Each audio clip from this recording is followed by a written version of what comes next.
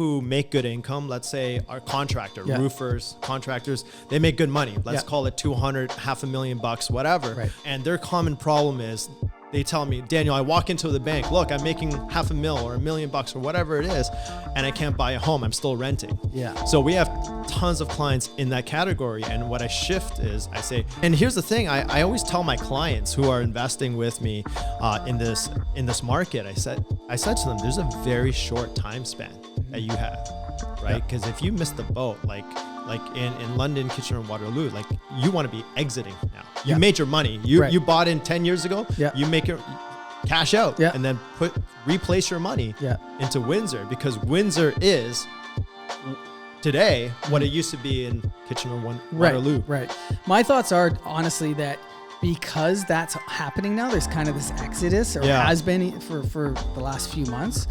I think that is going to, in the foreseeable future, give more opportunity for investors who are willing to stick it out in Ontario. Because welcome to the Little Did You Know podcast. My name is Morgan Little. My guest today is Daniel Char. He's a mortgage broker, real estate investor, and Metalhead. We're going to get into all the ways to fund your property. Stay tuned. So, Daniel, thank you for being here. I appreciate you. Thank you. So, mortgage broker, real estate investor, founder of Real Estate Real Money, musician. Anything else I'm missing? I think that's it. I'm having a lot of fun. That's a lot of hats to wear on a mohawk. So that's enough, I think. Awesome. So you've been in finance for quite a few years, right? Tell me about probably 18 years now. I started out working at Scotiabank. I've been there for 8 years and moved into a senior financial advisor role. And then now I'm 10 years in as an independent mortgage broker. Right. Awesome. And your own brokerage? So just starting my own brokerage. It's called Metal Mortgage. Super excited about that. We're going to be primarily focusing on alternative financing and private lending. Okay. So anybody who's been turned down from their local banks or financing, let's say it's due to bad credit, or let's say they're self-employed, or real estate investors, they're having a tough time right now getting money. That's where we focus on. Amazing. That's great. And so the metal part of it. Yeah. History of a musician as well. Yeah. I'm a heavy metal fan. Nice. So Megadeth is my favorite band since I was probably 13 years old. Yeah. Okay. So I play guitar. I've been to many of their shows, and I'm like, how do I brand my business with my passions? Nice. And I never thought I was going to be a mortgage broker. I thought I was going to be a musician. And then eventually, as I grew up, I was like, I'm going to be a stockbroker. Okay. And then I went full 180, and I'm totally opposite. I'm not selling investments on Wall Street. I'm selling mortgages. Well, I can relate. My backstory, I was a rapper for many years, touring. Didn't grow up wanting to be a real estate agent either. But that transition kind of came, and stoked to be in this world now anyways. So yeah, and bridging the two too. I've recently started doing my little real estate raps. There you go. To bring the two together. So yeah, I can totally relate. You gotta to that. have fun with it, right? Yeah, exactly. Because if it's all about the business, then your personality doesn't shine out, or you're actually pushing that aside. Yeah. And I noticed I was doing that for a while, where I haven't played guitar for maybe 3 or 4 years. And it was just collecting dust. And I said, I got to bring that back. Yeah. And it's not all about work. It's got to have some fun play with it too. So I said, let's brand it Metal Mortgage. Yeah. Nice. Maybe bring this a little bit closer to you. Yeah, for sure. And so, was there any pressure to feel corporate going into this world, or were you like, nah, I'm gonna keep it? I was a suit guy for a good 10, 12 years. And then recently now we're closing $1 million deals in a hoodie. And you know what? We realized, especially after COVID, it was, we're all about client focus and basically getting them the right results for their specific needs. So how you dress, what it doesn't really matter. I've done tons of deals with clients just this way. We do a lot of events, and it's a more relaxed state. And we actually do better now that we're dressing down, because we're more approachable. Because what I find is that with with our business, it's very corporate like. Yeah. And when it comes to talking about money, a lot of people are intimidated. Yeah. So when we're talking about millions of dollars and interest rates, what your cost of borrowing is, people kind of shy away and they don't want to talk about how much money do they make, how much debts they have, right? And do they have good credit, bad credit? So now I found that now I'm more dressed, relaxed. People are more open to sharing. Yeah. And now we're actually cutting through a lot of blockade. We're actually talking about what is the issue that we're dealing with and what's the solution. Yeah. That's an interesting social experiment and just psychology, how that kind of works. So talking about your business, so obviously mortgage broker, we all have a pretty good idea of what that is. Talk about real estate, real money, and how those things kind of tie together. Absolutely. So real estate, real money is my training business. Okay. So we have 300 students. We teach them about financing and how do you get money? How do you get approved for financing? So a lot of people want to buy real estate, whether it's their first home or investment properties, and they always get stuck on the money component. Yeah. Right. And anybody can walk out and say, I want to buy that property. It's a beautiful home, or I want to buy that investment for a flip. But if the numbers work for you, and it looks great, that's good. That's only one component. Yeah. You're still missing the money component. Yeah. Because if you can't get the money, you can't buy the product. Right. Yeah. So that's where we come in, and we teach them how do you analyze a deal through the lender's perspective. And we host a lot of events. We host seminars. We host bus tours, investment bus tours. Yeah. For example, we went to Windsor, Ontario. That's where I own a couple of my properties. We also went to Wasaga Beach, Collingwood, and what's the other one? I'm drawing a blank now. In that area? In that area. Wasaga Beach, Collingwood. What else is up there? Midland? No. Shoot. Now it's bothering me. Yeah.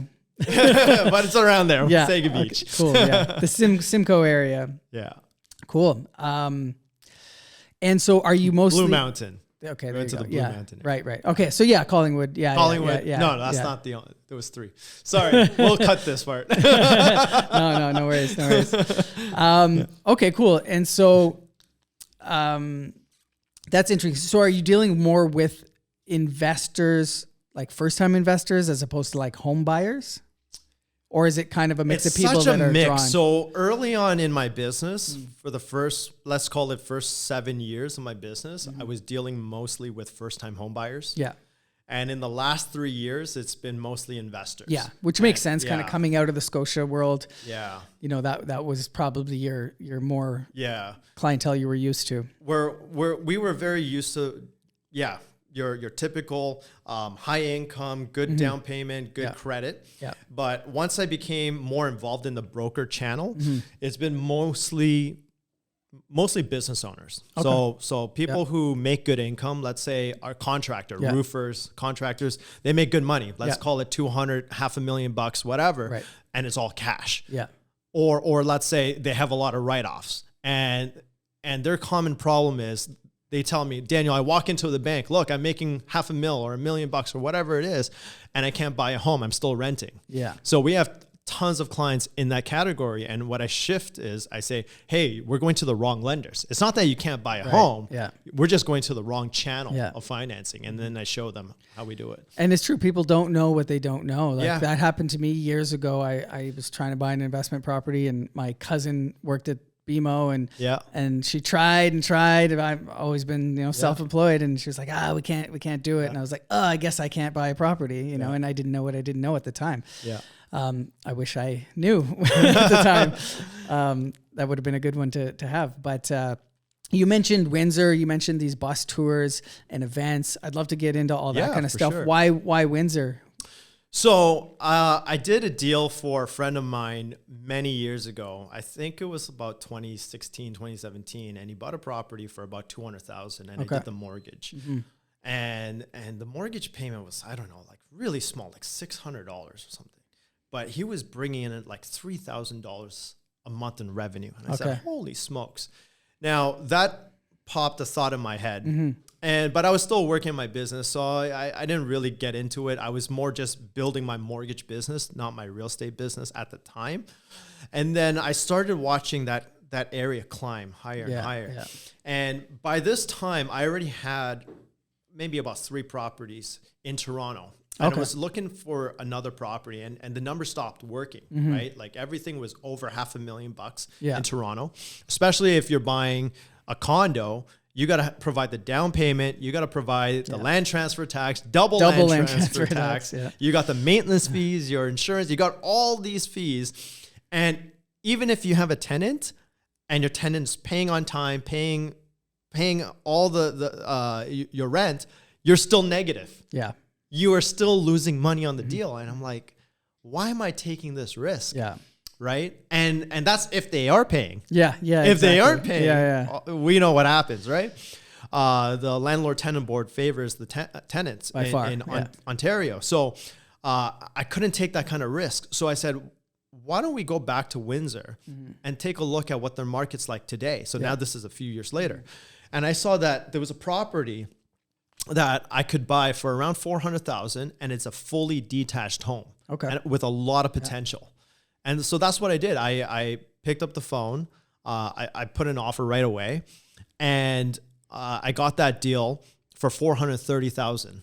It was a single family home, and I used none of my own money. So I cash advanced my credit card at 23% interest. I got a line of credit to fund the down payment, and then my bank also gave me a line of credit for the renovations. And then I got a mortgage. So I put none of my own personal money in that deal. And then in a matter of 5 months, I renovated, spent about $60,000. So my purchase price was $430,000. And in 5 months, I got an appraisal for $621,000. And now I got 3 tenants in there paying me. So the difference is I'm buying a property in Windsor for less than what a Toronto condo cost. I pay 1 land transfer tax instead of 2. I got 3 tenants instead of 1, and I got no maintenance fee. And I'm like, that's a way better deal. And your property taxes aren't going up 10.5%. Right, exactly. And the crime is not as bad as Toronto too, right? It's not per capita. I'd be curious to see that, but depending on the area. But I mean, that's it. That's where rental areas are generally in those. Like I invest in Sudbury. It's similar market, so. And there's a lot of potential of what's happening in Windsor right now. So they're building a new bridge connecting Detroit to Windsor. That's called the Gordie Howe Bridge. They're spending over $5 billion. And that should be done in the middle of 2024. Big companies are going to Windsor. Stellantis, Magna, all those big companies are spending billions of dollars providing new jobs. They're not low-income jobs. These are like engineering jobs, like $100,000 jobs. Amazon just announced that they're going to build a fulfillment center there. There's a mega hospital being built there. That's going to cost, I think, over $2 billion to start that up. So that's a full economy on its own. And I always get asked, Daniel, what about this place? What about that place? Like London, Kitchener, Waterloo. Like that's been a hot place for the last 5-10 years, right? And my argument is this. I love Windsor because it's a border town from the States. I love that because that means that there's a lot of jobs, a lot of facilities that are going to be built there. And if we backtrack and look at why is Mississauga such a industrial hub, is because of Pearson Airport. Right? Because you could fly out shipment. Well, we got a bridge in Windsor. We got the new bridge coming. And we also have an international airport. Windsor International Airport. And it's a whole economy there. You have multiple like tertiary areas around it that feed it. It's a hub, like because there's nothing else around it. And let's not forget the amazing Caesars Casino. Of course. Right? So if you guys are short on down payment, man. There you go, That's it. It's a hit or miss, right? You could double up and that's your down payment. Or you could pay you could pay their mortgage. Exactly. Which happened to be my case. Okay. You've been there, eh? Well, you gotta take risks. That's it, man. That's it. Very cool. Yeah. So that all makes sense. I know a lot of people who have invested in the Windsor market, and it seems to continue to be a good market.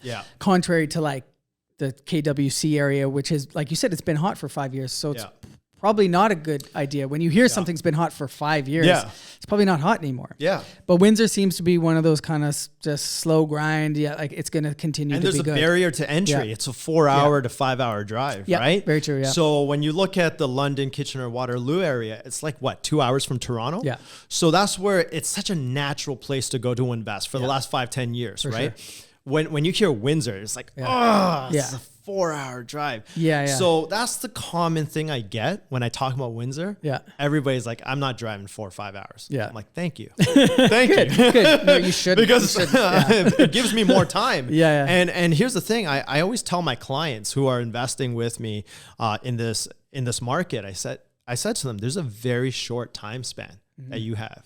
Right. Because if you miss the boat, like in London, Kitchener, and Waterloo, like you want to be exiting now. You made your money. You bought in 10 years ago. Yeah. You make your cash out and then replace your money into Windsor, because Windsor is today what it used to be in Kitchener, Waterloo 5-10 years ago. Right. And what's your main strategy? What? So I take a single family home and then I convert it to a duplex or triplex and gotcha. Just do the burst strategy. Okay, nice. Yeah. And then I stick to residential because it's very simple for me to get qualified for financing there. We're still with residential rules, residential rates. Everything is so much simpler. Yeah. Right. Do you farm out property management? Yeah, I have a property manager. He takes care of everything for me. They vet the tenants, they collect the rents, deposit in my account. I don't have to worry about anything. Yeah. Any tenant issues? I had tenant issues. So the funny thing about this is when I bought this property, the seller provided me a signed N11 from his tenant. So, or else I wouldn't buy this property. Right. So for those of you who don't know, that means that the landlord or the seller of the property already has a signed agreement that their tenant was leaving before I take possession of this home. Guess what? I take possession of the home, tenant isn't leaving. Yeah. And I'm like, what? You guys have a signed contract. You guys should be gone, right? Mm-hmm. So that was the issue that I had. So at that point, you had the option of not closing. I had the option of not closing, but like the potential was so high there. I said, I got to take a risk somewhere. And I bought this property without looking at it. So I bought this property in Toronto just based on numbers. Video, numbers. 3D diagrams of the property, did a lot of back end research. So when I went to the property to see it for the first time, the tenants were still there and there was no boxes. Right. Like they had no plans of moving. Right. At all. So I said, well, this is my house now. I'm not a greedy landlord, but at the end of the day, we got to make something work. Yeah. So I gave them options. I said, you guys want to move downstairs? We can maintain the same rent. Or you can tell me where you want to move to. Yeah. I'll pay the difference. Yeah. Right. Said no to all my offers. And that's extremely fair of you because you not only did you have a signed N11, you are about to do a major renovation. Yes. Which is another reasonable reason for eviction. So you had all your ducks in a row for the landlord tenant board. And depending on when this was, delayed me like 4 months or 5 months. Yeah. So I didn't even get to really enjoy walking into the property until I think about 4 months later. Yeah. But it happens. Lesson learned. This is Ontario. It is what it is, but I'm happy that the revenues are like we're still stabilizing it right now. Yeah. But we're doing okay right now. Yeah, and so there's been like U-Haul just released their list of the best cities for growth, I guess. And so investors look at this list of where should I go invest? Yeah. Most of them are not in Ontario anymore. Yeah. The ones that are like Chatham, Alberta. Alberta's number one, Calgary number one, Edmonton number 3. But I'm just curious, do you look at investing elsewhere or are you mostly in Ontario? So I've done a lot of those for my clients, but me personally right now, I'm still very bullish on this area, even though I see that the opportunities are greater outside. It's just so much easier for me to manage where I know what's going on in this market and I'm looking at the risk and it's like, yes, the law's on your side and those markets, but I really feel like this Windsor market's going to explode in the next 10, 15 years. Right. And a couple tenant issues not going to scare me away. Yeah. My thoughts are honestly that because that's happening now, there's kind of this exodus, or has been for the last few months.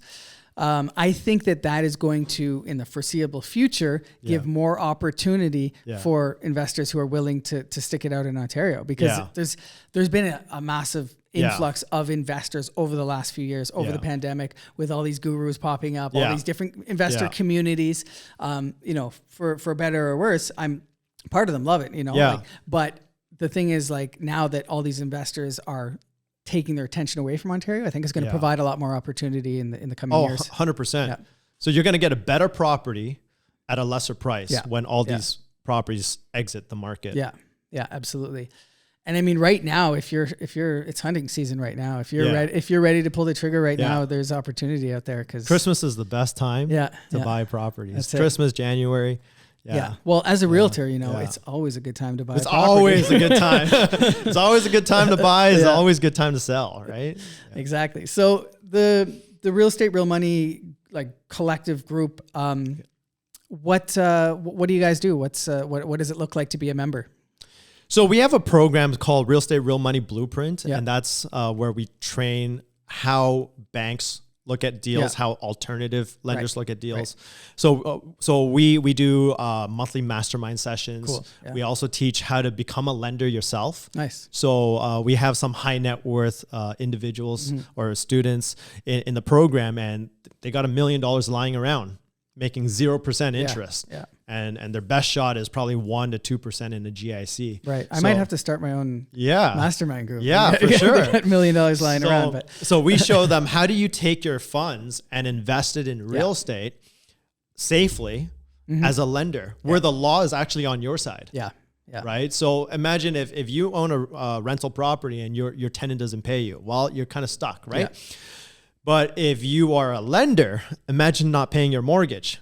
The law's very different now, right? So this is how we lend out money very safely at a very strong return and very strong replacement of capital, or protection of capital. Yeah. And you guys do a lot of events, right? You do Raptors games. Yeah, we do a lot of events. Yeah. So we have $1 million rooms events. So this is where I book out the biggest suite in Scotiabank Arena. Nice. We've done it. So that's for Raptors. We have our next one February 10th on Chinese New Year coming up. Raptors going to play, I think it's the Cavs. Okay. And then we did that one also last year. And the year before we did TFC. Nice. So we have a lot of fun. So we got realtors there, we got lawyers, we got accountants, anybody in real estate, and just investors. And we're just talking real estate, watching an amazing game, having a great time. That's great. I love that.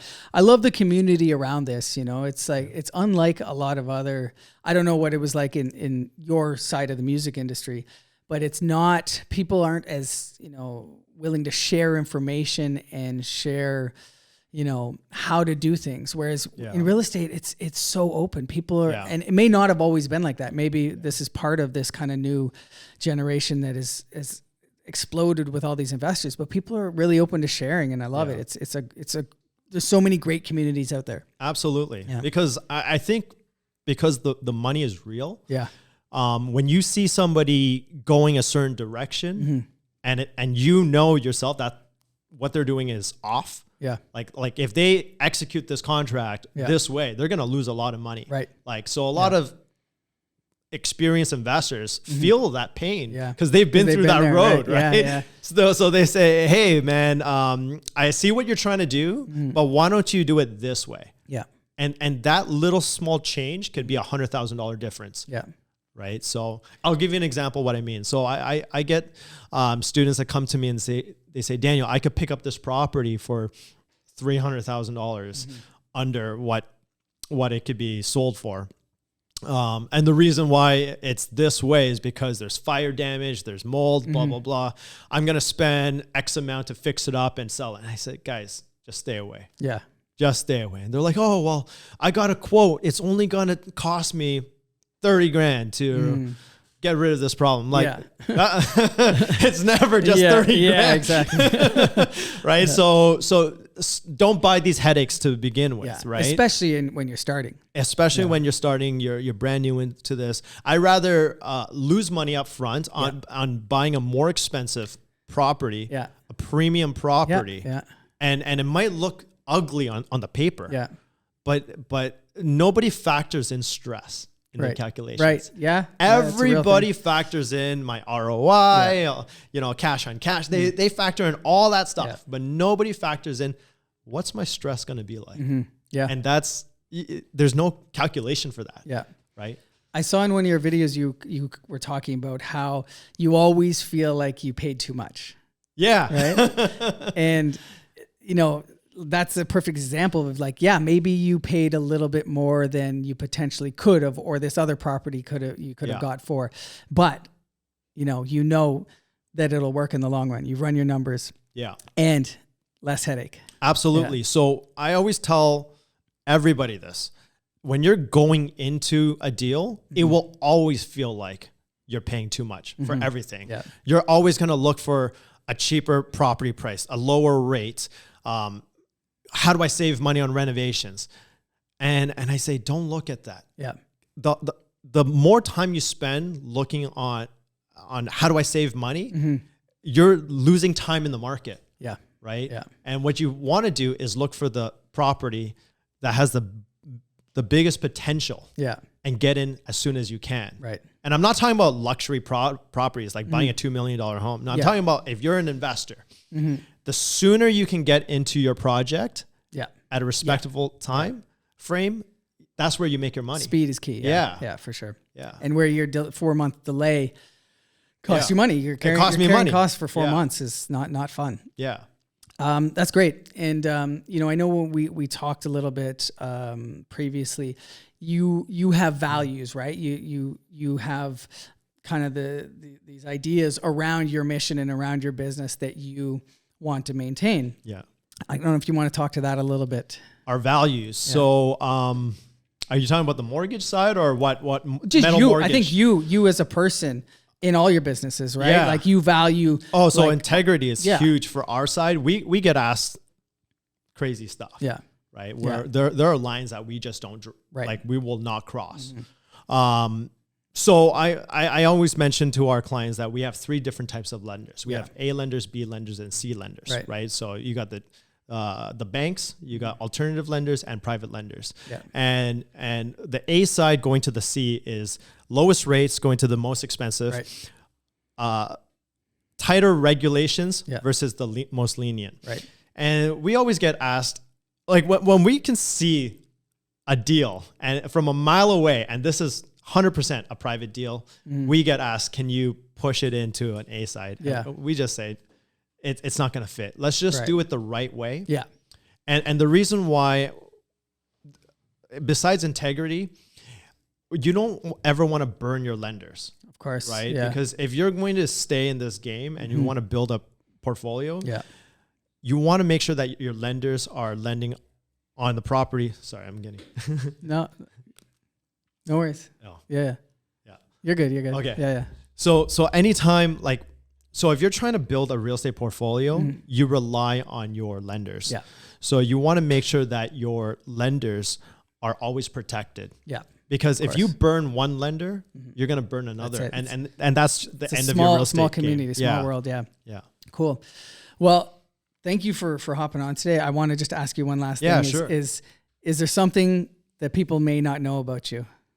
Something that people may not know about. We know you're in real estate. We know you have the music background. Is there anything that you don't share a lot with people, or it's just kind of a secret passion you have, or something people may not know about Daniel Char?